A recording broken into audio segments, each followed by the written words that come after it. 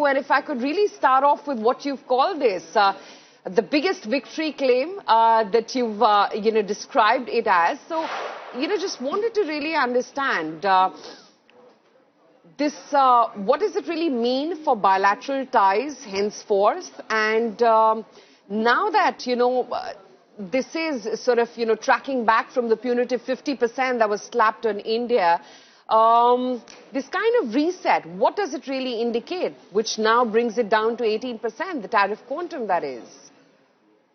Yeah, well, it's been quite a year for U.S.-India relations, right? I mean, it's hard to believe it's almost been a year since President Trump hosted Prime Minister Modi at the White House for that summit, and they agreed to pursue this trade deal.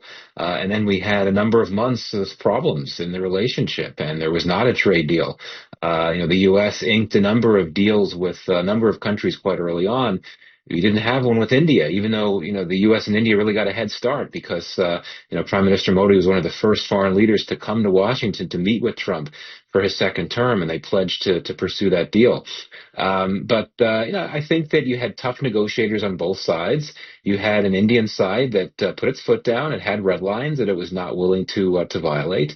And that meant that, among other reasons why there was not a deal, over the last few months. The fact that you got one now, I think it can be attributed to a number of factors. One being, I think the Trump administration got concerned when India concluded the deal, the FTA with the EU last week. I think that this was mentioned before. Ambassador Gore, I think, has come to New Delhi with a singular mission of getting this relationship back on track, and that includes pushing the two sides to get a deal. He's someone who has a lot of influence in Washington, is very close to Trump.